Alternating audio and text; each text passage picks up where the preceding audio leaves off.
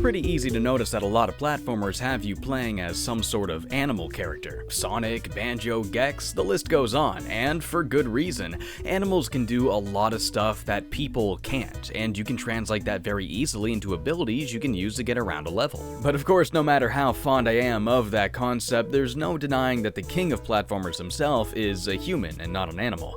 But here they instead make use of the character's profession, not so much in regards to his abilities or moveset, but in theming the world around him. He's a plumber, so of course you got pipes and stuff everywhere. So that kinda got me thinking, what other professions could lend themselves to the platforming genre? What other jobs would be interesting to theme a platformer around? Well, the people at Infogrames thought, why not a circus? But not just any circus, a circus in space. A circus in space among the stars, so they made Starshot, Space Circus Fever, for the N64. I think these guys are like a subdivision of Atari or something now. I don't know, they went like bankrupt in 2013 or something, but they were a French-based company that kinda just did whatever. They made a bunch of Looney Tunes games, including Sheep Raider. I hear that one's actually pretty good. And in 1998, they put out a game called Starshot Space Circus Fever. Oh, actually 1999 in North America, apparently. I noticed that most of the copies I see online are French PAL versions, so I imagine the game probably sold better in France than it did here.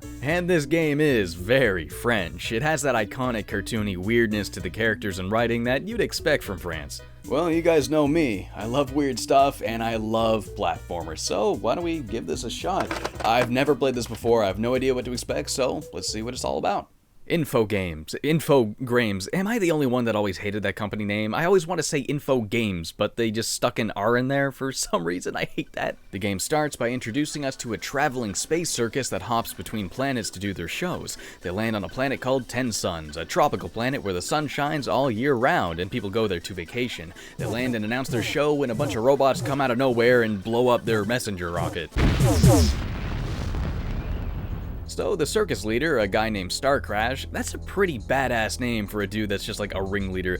He sends this little robot named Willfall to go investigate and find out who attacked them. But Willfall suggests bringing their juggler, Starshot, because he's acrobatic and he can use his star juggling abilities to defend himself. It turns out an evil rival circus named Virtua Circus is the one who attacked them. After a hologram phone call with Virtua's leader, Wolfgang von Ravel, again that's a really badass name for like circus people, Starcrash decides to get his revenge by getting Starshot to sabotage the ship Wolfgang has on 10 Suns as well. Okay, I know a lot of people tell me they used to be afraid of the shark in Banjo, but I think this thing tops that. Good lord, I could not even imagine how I'd react to this as a kid. Once you're all done on 10 Suns, the gang finds themselves being visited by a robot from the Galactic Bank. It tells them that they owe the bank 3 million Omni dollars. I love it when games make up like the future space currency. I'm pretty fond of when they call it credits, that's what they usually go with. But yeah, if they don't pay that back within 10 days, the robot's going to explode and kill everybody on board? What? Jesus Christ, intergalactic debt's a force to be reckoned with, apparently. Could you imagine if that's how the IRS operated? You have 10 days. Huh? So, with a crippling debt on his shoulder, Starcrash explains that there is no way the circus could ever make that much money within 10 days, so he decides to resort to crime. Your goal here is to search for the most exotic and rare creatures and objects in the entire galaxy so we can put on the world's best circus ever and make enough money to pay off the debt and not explode and die. I kind of love how cynical the writing here is. Everybody in this game is an asshole for like no reason. They're all so mean to each other and they have no moral compass at all. I was even surprised to see a little bit of swearing in this game. There's a number of instances of it. It's nothing worse than damn or hell, but even still, frequent use of mild language is pretty unheard of for an E-rated game. I'd say it probably has something to do with it originally being written in French. That'd be my guess. As you make your way across the galaxy looking for things of interest for your circus, you'll play through 6 different planets. The first 2 you gotta play in order, but the remaining 4 you can do in any order you like. Except for Earth, that's usually gonna be the last one because you need to collect 100 of these red fuel pickups first, which isn't hard to do since they're all out in the open, but you most likely won't have enough until you've played through every other planet, so that'll be most likely the last one you go to. There's actually not really a whole lot to the gameplay here, you just kinda jump around and shoot guys. Not much of a moveset moveset either. You can hold down the A button to string together a triple jump, each one higher than the last, but you don't need any prior momentum for it. You can just do it from a standstill, so unlike Mario 64, there's actually no skill involved in pulling it off. And that's it for getting around. That's all you have to platform with. Well, at least the attack is pretty interesting. You can shoot out these little energy blasts with a B button, but if you hold the button down, you can then use the stick to guide it. It's really handy for safely picking off faraway enemies or circling back to make sure your shot lands. You've only got so much ammunition, so you'll have to pick up these blue things to restock. The pickups in this game are actually pretty boring, honestly. They're just these generic abstract shapes that are all one color. They're actual 3D models too, which is unusual for N64. Usually they're 2D sprites. I guess they kept them simple for the sake of the hardware maybe, but honestly, I think they should have just gone with the trend of making the pickups 2D sprites, so they could have at least made them look interesting. And I don't want to pretend I know how this works because I really don't, but I would imagine 2D sprites would be better for the hardware than 3D objects anyway, so you kind of get the best of both worlds doing it that way. I don't know why they opted out for these boring 3D objects instead. The fuel and the health pickups are the same way, just boring, simple shapes of one color. I don't know, I don't really look at a red triangle and think, oh, that's fuel, I gotta get it. There's also these yellow ones you can pick up to fuel your little rocket pal. In select areas, you'll have to find these and you can use them to hitch a ride. And that's actually it for the moveset. Yeah, just those three things. There's really not much to it. The level design is often pretty simple too. Most levels are just a sequence of long and thin platforms with the occasional enemy. It's honestly not terribly interesting. It's pretty generic. And that really stinks because you'd think a character from the circus would be capable of all sorts of acrobatics, jumping off walls, doing backflips, diving through the air, walking on tightropes. Wait a minute. Why is this freaking plumber more acrobatic than the circus alien from space? Well, it's because Mario's a better game, that's why. I mean, Mario's not acrobatic because it makes sense for a plumber to be acrobatic. Mario's acrobatic because that's necessary for his games to have fun game mechanics that lend themselves to great level design. And the level design here is limited to these very simple jumps. The moveset is really basic, so the levels are gonna represent that. Well, the gameplay's not very interesting, but at least the scenarios are pretty dang great. Starshot finds himself in all sorts of ridiculous situations. The second level after 10 Suns is the Killer Expo, a convention where violent dudes from all across the universe gather to show off, buy, and sell weapons of mass destruction. You'll bump into military commanders, sketchy street vendors with their jackets lined with dangerous weapons, and violent goons that just want to beat up anybody they see. You're here to find and steal a device that can track down rare and interesting things for your circus, which of course is why you gotta play this level before the others. The progression here really isn't like your typical platformer, open or linear. You're not finding your way to the end of the stage, but you're also not fulfilling an objective in an open-ended level.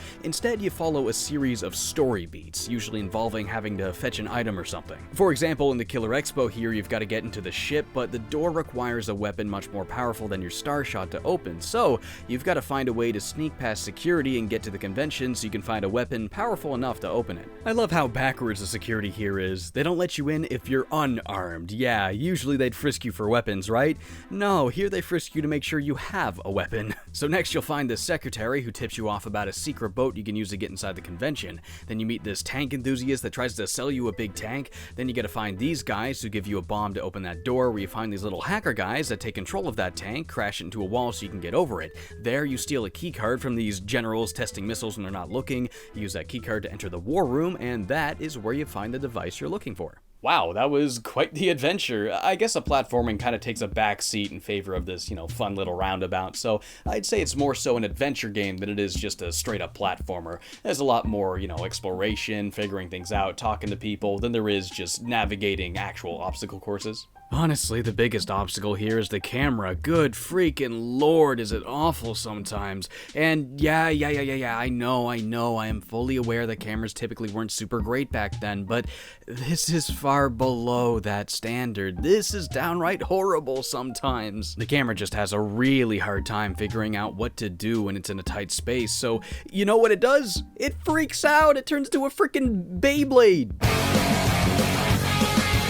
I swear, the camera guy has, spinning, vibrating crowbars for hands. What is going on? Stop, please! It can be pretty difficult to get the camera to behave when it starts acting up, and even when it's not completely freaking out, it definitely has a mind of its own. Sometimes it'll just rotate slightly for no reason, and since the platforms are really thin, I've fallen off of the stage because of it. It's like pouring a glass of water and somebody moves the glass. I'm holding the stay on the platform direction now, but when the camera suddenly slapped into another angle, that's suddenly the walk off the ledge and die direction. I think this takes the cake. This is probably the most unruly camera I've ever dealt with in an N64 platformer. I mean, take it from me, I've played a lot of them, and I've experienced my share of hiccups and annoyances, but I have never had it be this much of a constant problem on N64. It is actually kind of interesting the way the camera's set up, though. You can change the angle with the C buttons like you usually would, but holding down the Z button, you can then press A and B to zoom the camera in and out. I know this came like way later, but it's really similar to how Xenoblade Chronicles handled its camera. I like to keep it fairly far from the characters, so I get a good view of everything, but I swear it would slowly wiggle closer and closer to me as I played through the stage, so every now and then I'd have to stand still and push it back out. It got pretty annoying. The frame rate in this game really loves to chug too, and I think part of the reason for that might be those fully 3D rendered collectibles. I mean, even if they're simple shapes, that many 3D objects on screen at once might maybe contribute to that. It's really weird seeing such a consistently low and jittery frame rate getting cranked up to 60 FPS on an N64 game. It happens sometimes when there's like nothing on screen, but I know that just means the frame rate's not capped. Another recent game I noticed the same thing happening in was Infamous 2. I know, completely random example, but that's a 30 FPS game, right? Well, yeah, it is, unless you look at the sky so there's nothing on screen and then it's suddenly running 60. It's so weird. Performance issues aside though, there are some pretty cool stage gimmicks here, like these trees you gotta fling yourself off of. It gotta guide this little dude on over to water it so it can grow up and then you can use it to clear a gap. Though some of these trees just kill you, they fling you off and you just die.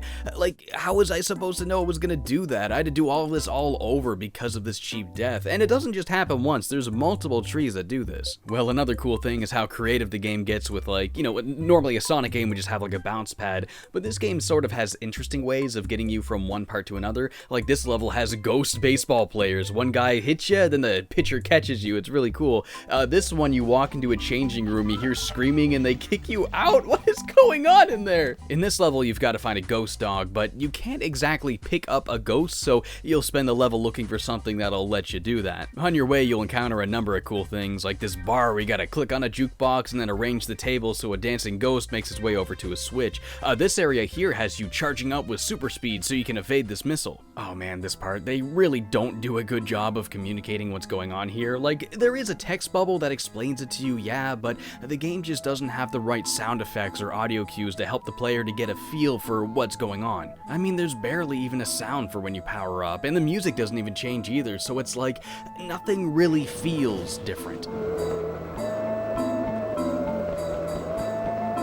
Not to mention, the missile sound effect is so quiet that you won't even know there's something chasing you until it's blown you up. This game is riddled with stuff like this, actions that lack sound effects. There's a connection between you and the things you're interacting with that's just not being made. There's an oomph that's just not there. Taking damage is the same way. There's no defined sound effect for when you get hit. Starshot might sometimes go ow or something, but it's not accompanied by an impact sound, and that ow usually gets drowned out by unrelated sounds. And oftentimes, there's no animation for taking damage either, so the only indication that you're getting hit is the number at the bottom left going down.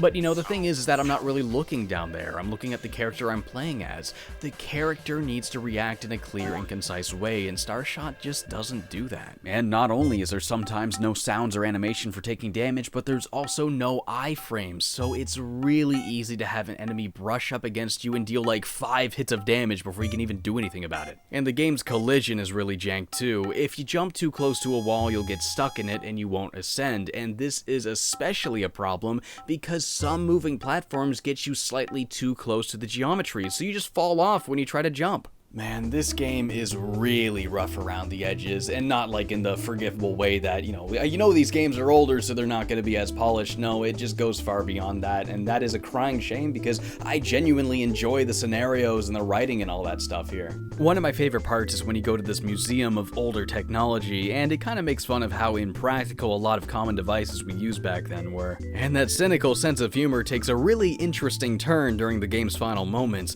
The final planet you visit is, again, Earth, but it was invaded by aliens and now there's only one survivor left. So, of course, that sort of makes humans a rare creature. So let's kidnap them and put them in our circus. We're rescuing the final human being, but not to preserve the human race. It's because we want to put on a circus show. The atmosphere here is actually pretty foreboding. The music has these off-pitch bells and organs. It was sort of unsettling walking through the charred remains of human civilization. I thought it was pretty cool.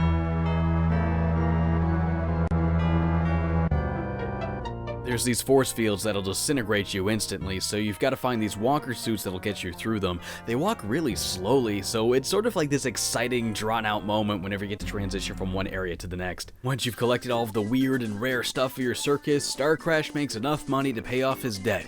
But it turns out the entire time it was Wolfgang pretending to be the bank so he could steal money from the circus. The final level here has us facing off with the Virtua Circus, and this level is a pain in the ass. You can't jump here or you'll be flung off into space, and that makes dodging bullets all the more annoying. But even worse, are you ready for this? It's an escort mission. Or rather, like a herding mission? I don't know, you guide this weird alien thing to all the flame-spewing engines so you can make your way across. It's sort of like that herding minigame from Twilight Princess, but like with a bunch of robots shooting lasers at you. It's frustrating as hell. After that is the first and final boss, Wolfgang. You kinda just shoot at him until he's done, but you'll have to keep dropping down to pick up more ammo, so it's sort of a tedious fight. The game ends on a cliffhanger too. Starshot gets kidnapped. I'd imagine they probably had a sequel in mind, but for whatever reason, that never happened. Well, that certainly was something. There's a lot about this game I did really enjoy, but I don't know, I think it's going to be really difficult to recommend just because of how unwieldy and jank the gameplay is. Like, I think the characters are great, I love the writing, the scenarios, and the quests you go on, but I don't know, for the most part, the gameplay here just doesn't really work all that well.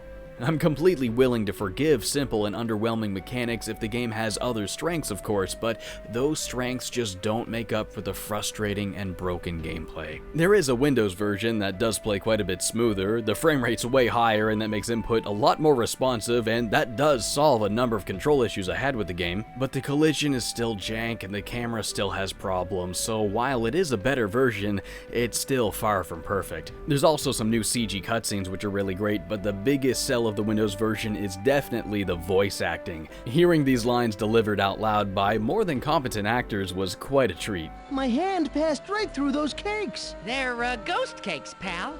Ideal for losing weight. I'd say if you want to give the game a shot, play that version, though it might be a little bit difficult to get it working on modern computers because it's an older game and it's never had an official re-release on like Steam or GOG or anything like that, so you might have to jump through some hoops to get it working, but yeah, if you want to experience these scenarios and the characters and stuff, that's definitely the version you should go for. Overall, I found myself quite disappointed with Starshot because, again, there's a lot I really do like here, but to get to those things, you have to go through such frustrating gameplay, and that's just downright unfortunate.